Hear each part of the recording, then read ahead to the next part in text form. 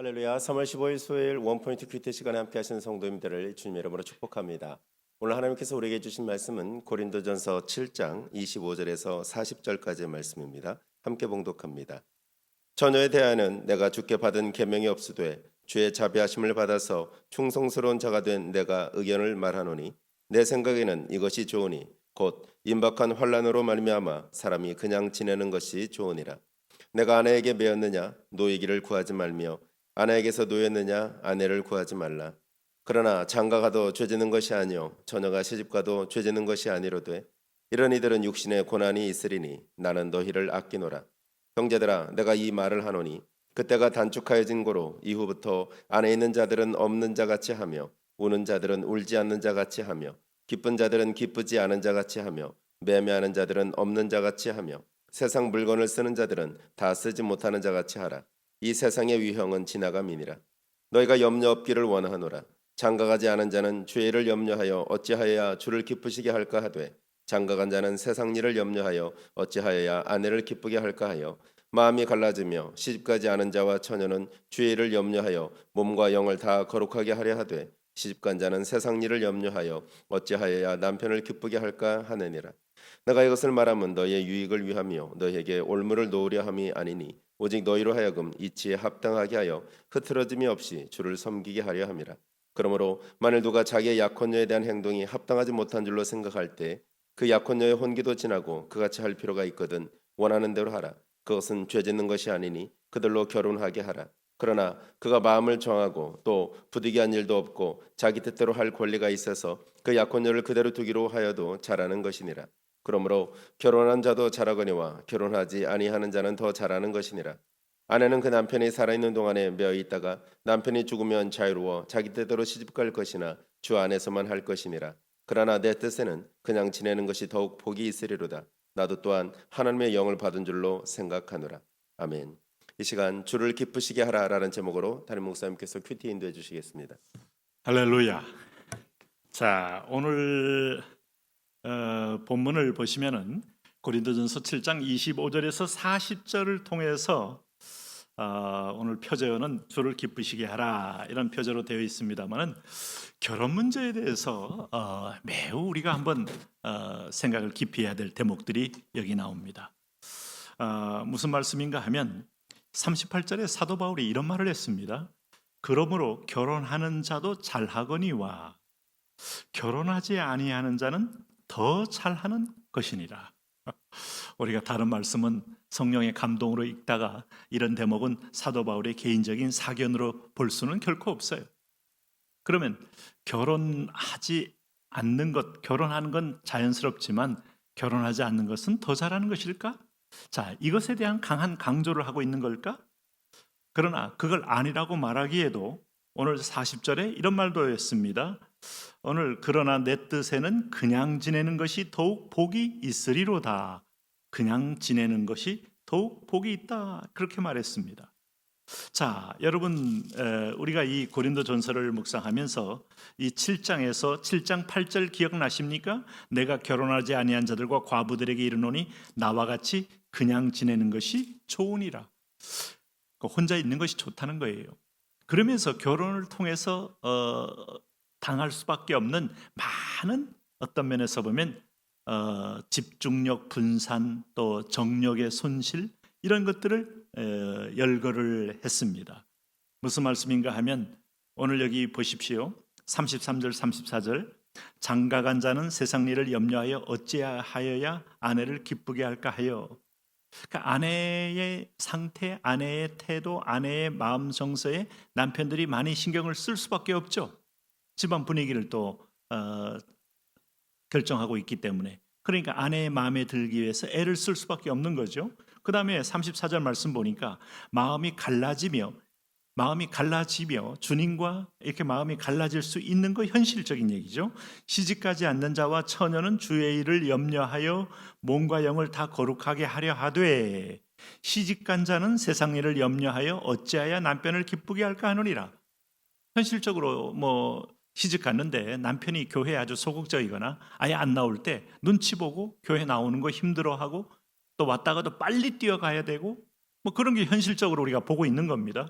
그러니까 시집가지 않는 처녀들 얼마나 밤늦게까지 철야 기도를 했던, 본인의 귀가만 안전하면 뭐 마음껏 와서 봉사도 하고 헌금도 하고 이렇게 하는데, 헌금조차도 남편이 있거나 아내가 있는 사람들은 눈치를 보게 되고 상대방이 브레이크를 걸면 그거 자유롭게 못하죠. 그래서 35절에 내가 이것을 말하면 너의 유익을 위하며 너에게 올무를 놓으려 함이 아니니. 자, 이게 지금 왔다 갔다 하면서 여러분 오늘 큐티가 어느 장단에 춤을 춰야 할지 여러분 아마 여러분도 이걸 보면서 약간 좀 멘붕 이런 걸 좀 느끼는 분도 있을 거예요. 이치에 합당하게 하여 흩떨어짐 없이 주를 섬기게 하려 함이라. 바울은 내가 이런 말을 한 것은 주님이 인생의 목적이다. 주님이 인생의 알파와 오메가다. 주님이 처음과 끝이기에 결혼은 하나의 그 도구일 뿐이지 목적이 돼서는 안 된다. 이 대목은 하나님의 말씀입니다. 우리는 때로는 결혼을 목적으로 여기는 분들이 있어요. 심지어 결혼을 자기 인생의 행복에 마치 낙원처럼 여겨서 행복의 어떤 환상을 품는 사람도 있어요. 행복하지 말라는 거 아닙니다. 하나님의 행복을 다 빼앗아가는 무슨 소위 말하는 하나님께서 우리를 아주 슬프게 만드는 세디스트, 마조이스트 이런 데 쾌감을 느끼는 분이 결코 아니시다. 네? 그럼에도 불구하고 인생이 하나님을 떠나면서 진정한 부부관계의 기쁨을 잃은 존재죠. 네? 오늘 아담과 하와의 관계, 그리고 하나님과 우리와의 관계, 그래서 하나님이 그리스도와의 신부 관계고 그리스도가 우리와 신랑 신부 관계라는 걸 볼 때 진정한 결혼은 기쁨을 줍니다. 야다라는 말, 하나님과 합방한다는 의미를 갖고 있다고 했습니다. 그런데 여러분, 우리가 아마 부부간의 진정한 제로적 관계로서 온전하게 하나가 될 때 그 시너지와 기쁨, 세상에서 어떤 관계보다도 비교할 수 없지요. 그런데 그 과정에 이르기까지는 많은 연단이 있더라 하는 것을 그대로 지적하고 있어요. 네? 여기 보세요. 여기 보시면은 이제 여기 28절에서부터 쭉 보시면은 그러나 장가가도 죄 짓는 것이 아니요 처녀가 시집가도 죄 짓는 것이 아니로되 이런 이들은 육신의 고난이 있으리니 그랬어요. 육신의 고난. 우리 결혼식 때 이거 자꾸 얘기하면 결혼식 분위기가 아주 다운되죠. 여러분 결혼하는데 육신의 고난이 있습니다. 앞으로 고난이 있을 겁니다. 고난이 겁나게 많을 겁니다. 이런 얘기했다간 별로 인기 있는 주례자가 될 수 없어요. 그저 떡두꺼기 같은 아기 낳고 100년 해로하고 행복하게 우리만큼은 행복하게 하는데 여러분 결혼 안 했지만은 성령으로 보세요. 이게 40절에 사도 바울이 내가 결혼 안 했기 때문에 뭔가 약간의 부러움, 질시로 하는 말 아니다. 내가 그리고 너희들 사정을 전혀 모르면서 총각으로서의 그냥 자유분방함을 가져 하는 말이 아니다. 그러나 40절 보세요. 내 뜻에는 그냥 지내는 것이 더욱 복이 있으리로다. 나도 또한 하나님의 영을 받은 줄로 생각하노라. 하나님의 성령으로 지금 얘기를 하고 있다는 겁니다. 그러므로 육신의 고난이 왜 없어요? 고난 중에 가장 큰 고난은 무슨 고난인 줄 아시죠? 뭘까요? 육체적 고난? 아닙니다. 저는 극한 직업이라는 방송 프로그램을 아주 좋아합니다. 그래서 제 시간에 못 보지만은 가끔씩 찾아서 이렇게 극한 직업, 고공에서 일하는 분들, 또 아주 고열에서 일하는 분들, 아주 엄청나게 냉동실에서 일하는 분들, 그리고 아주 저 바다 끝에서 일하는 분들, 아주 이 지상에는 우리보다도 아주 극지에서 일하는 분들이 너무 많아요. 그런 분들 때문에 사회는 돌아가죠. 근데 네가 과연 그 직업을 할 수 있을까 하면 자신이 없죠. 그 보통 또 분들이 아닙니다. 그 정도가 고난이냐? 아닙니다. 그건 위험한 거지. 고난이라고 하기는 어렵죠. 진정한 고난은 인격적으로 나를 바꾸는 고난이에요. 인간은 본능적으로 자기를 못 바꿔요. 자기 중심적이고 자기 태도, 자기가 항상 옳다고 주장하는 거짓에 사로잡혀 있습니다. 그래서 만물보다 거짓되다는 거예요. 자기는 옳아요. 우리의 심리적인 어떤 그 포지션을 내가 정상이야, 내가 바른 거야 라고 세팅을 해놓지 않으면 인간은 또 움직이기가 불편한 존재이기 때문에 스스로 그렇게 자기 합리화에 매우 능합니다. 그런 걸 누가 고쳐주느냐? 1m 이상 떨어진 관계는 안 만나면 끝납니다. 5m 이상 떨어진 관계는 고개를 쳐다보지 않으면 됩니다. 그런데 같이 사는 사람은 지적을 한다 이 말이죠. 그래서 끊임없는 약점이 노출되고 약점이 지적받으면서 고치지 않으면, 둘이 똑같이 되지 않으면 함께 살기 어렵기에 고난이 있다는 말을 하는 것이고, 또 하나는 함께 짐을 져야 될 고난이 있는 거예요. 양육의 고난, 또 양가댁을 짐을 져야 될 고난 있는 거죠. 그러니까 홀로 사는 사람들은 상상 못하는 겁니다. 그럼 결혼 생활 잘하는 사람은 상줘야 돼요. 왜? 많은 고난에서 승리한 사람이니까. 저는 어떤 원로 목사님이 정년 은퇴하고 원로된 목사들은 다 상을 줘야 합니다, 그렇게 말씀하셔요. 그래서 목사가 뭘 목사한테 상을 줘야 하나 했더니 이분들 70세까지 목회하는 동안에 그 속에는 얼마나 많은 인내라는 단어가 가득 속에 채워졌는지, 속뚜껑을 열어보면 인내 아니면 1년도 버틸 수 없는 것을 70세까지 버텼으니 상 마땅히 줘야 합니다. 그 대목에서는 공감하는 면이 있죠. 모든 게 인내입니다. 인내는 우리를 성숙해요. 자, 그런 의미에서 보면 여기 보면 결혼을 하되 하나의 결혼 정신을 얘기했어요. 29절.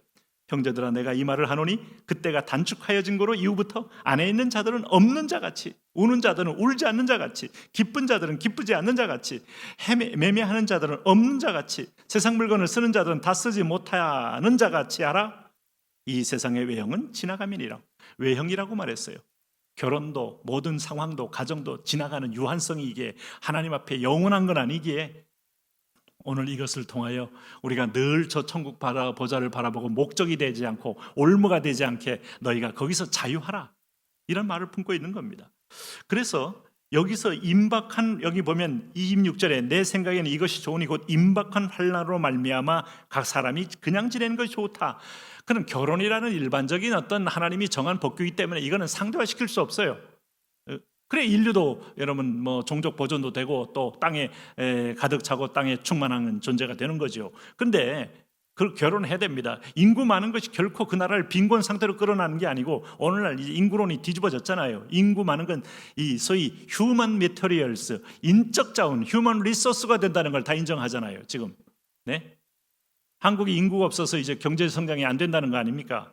그래서 당시에 사도 바울이 고린도전서를 쓸 때는 로마 제국에 닥친 식량 부족이 또 있었어요. 그게 가만히 된 거고, 또 그 당시에 바로 예수님이 곧 오신다고 생각했어요. 그 세계관이 좀 반영이 됐어요.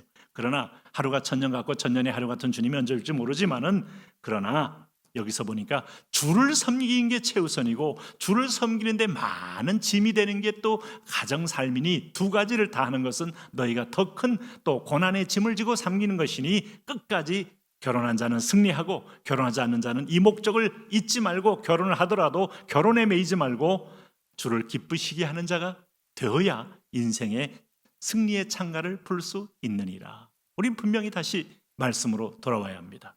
하나님, 분명한 결혼관을 가지고 승리하게 하여 주옵소서. 예수님 이름으로 기도합니다.